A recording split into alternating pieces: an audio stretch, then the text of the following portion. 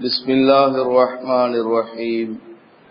اندر مٹی کو دونوں ہاتھ سے ڈالیں گے، سارے لوگ دونوں ہاتھوں سے ڈالیں گے، اور اس کے بعد پھاوڑا وغیرہ استعمال کر کے قبر کو مٹی سے بھر دیں گے، اور ادھر ادھر سے مٹی لے سکتے ہیں لیکن دوسرے کی قبر سے نہیں لینا۔ زمین کے جس حصے میں قبر کو کھودا گیا وہی مٹی ڈال دیں گے تو کافی ہو جائے گا، وہیں سے وہ مٹی نکلی ہے بلکہ زیادہ ہو جائے گی مٹی۔ لیکن اگر ضرورت پڑے تو ادھر ادھر سے لے سکتے ہیں، البتہ کسی کی قبر سے مٹی لینا یا قبرستان میں راستہ بنا ہوا ہے بالکل پلین، اب اس میں گڈھا کر دیا، کھود دیا، ایسا بھی نہیں کرنا چاہیے۔ کسی دوسری جگہ سے مٹی لا کر کے قبر میں ڈال سکتے ہیں۔ اب قبر اوپر سے کیسی ہونی چاہیے؟ نہا رسول اللہ صلی اللہ علیہ وسلم عن تربیع القبور وتجسیسها۔ نبی پاک صلی اللہ علیہ وسلم نے منع فرمایا ہے قبروں کو چوکور بنانے سے اور اس کو پختہ بنانے سے۔ اوپر سے کیسے بنانا ہے؟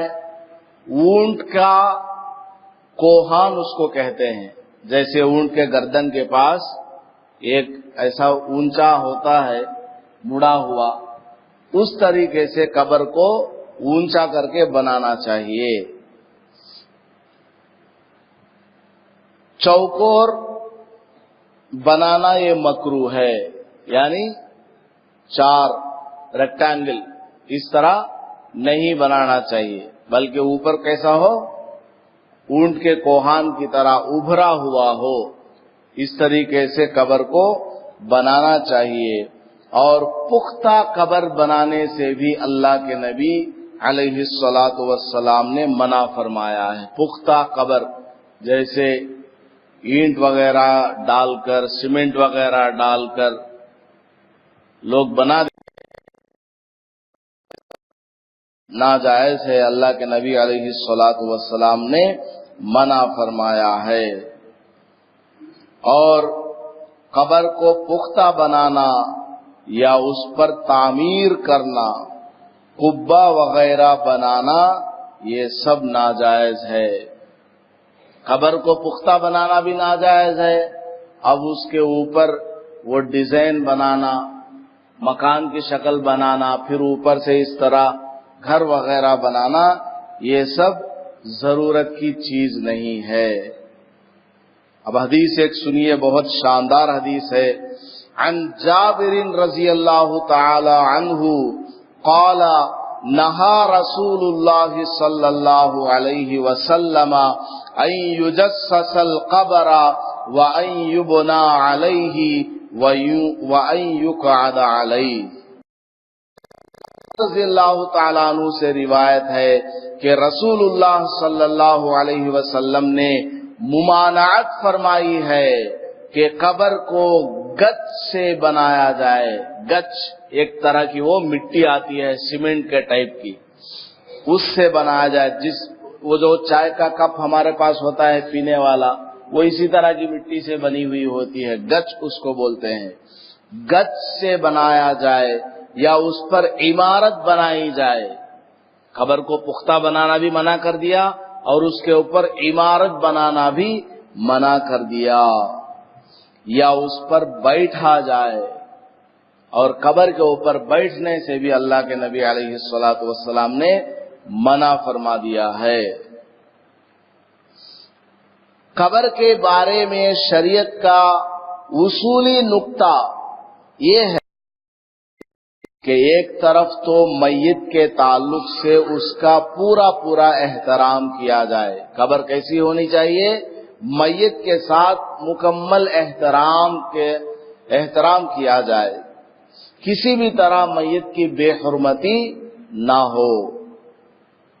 اسی لیے ہم لوگ نہ میت کو آگ میں جلاتے ہیں، نہ اس کو پرندوں کے حوالے کرتے ہیں، نہ اس کو پانی میں بہاتے ہیں، بلکہ ہم اس کو نہلا دھولا کر، کفن پہنا کر، یہ خوشبو لگا کر، نماز پڑھا کر، اور اس کو کندھوں پر سوار کر کے قبرستان لا کر کے جس چیز سے وہ پیدا ہوا ہے، منہا خلقناکم وفیہا نعیدکم ومنہا نخرجکم تارۃ اخری، اسی میں اس کو ملا دیتے ہیں.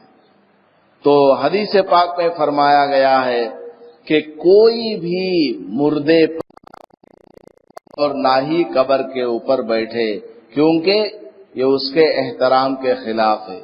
اور دوسری بات کیا ہے؟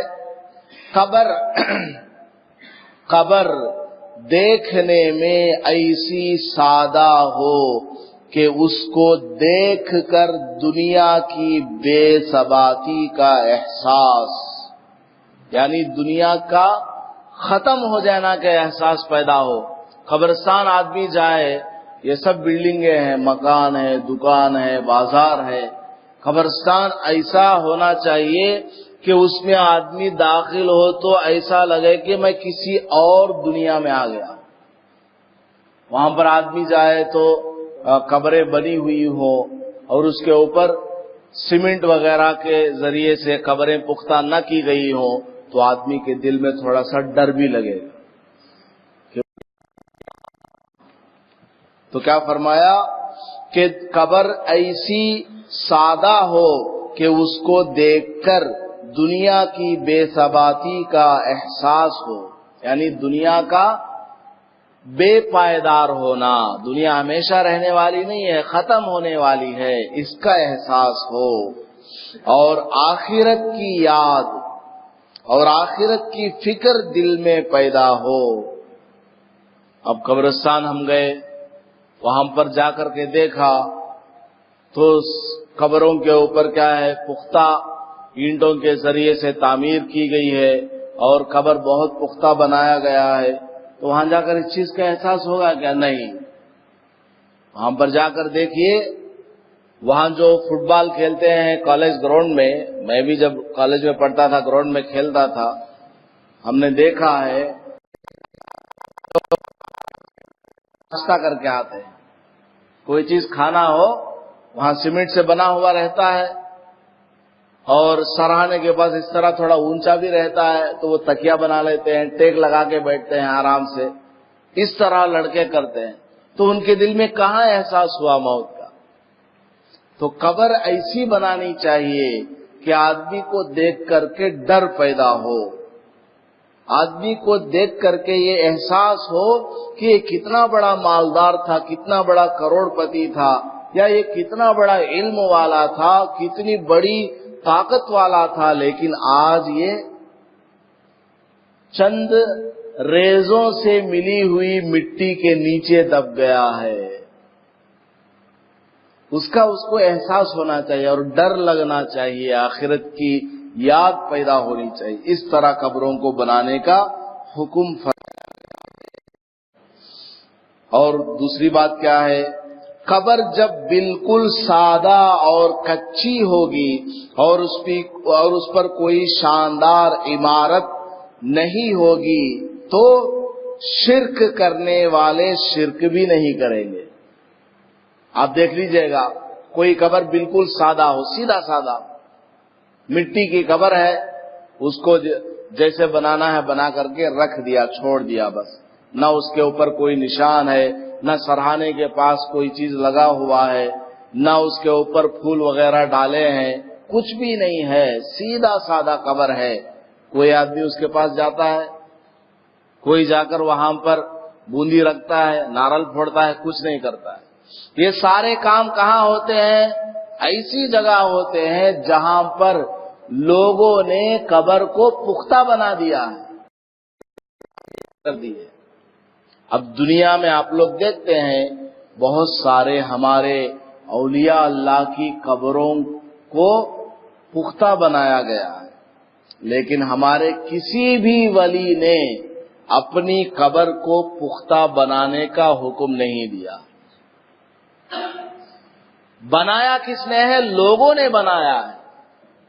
تو انہوں نے کیا فرمایا کہ جن صحابہ یا تابعین یا اولیاء امت کی قبریں شریعت کے حکم کے مطابق بالکل سادہ ہیں اور کچی ہیں تو وہاں پر کوئی خرافات نہیں ہوتی، نہ وہاں پر کوئی شرک کرتا ہے، کچھ بھی نہیں کرتا۔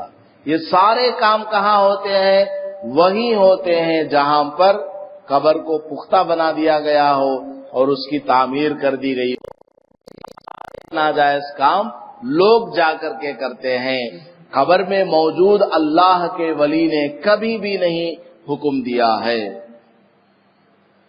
اللہ تبارک و تعالی ہمیں اپنے مردوں کی قبروں کو سنت کے مطابق، شریعت کے مطابق جیسا فرمایا گیا بنانے کی ہمیں توفیق عطا فرمائے۔ اب مردے کو ہم نے قبر میں دفن کر دیا، اب اس کے بعد وہاں دعا کریں گے، وہ طریقہ سب انشاءاللہ آئے گا۔ اللہ پاک ہم سب کو عمل کی توفیق عطا فرمائے۔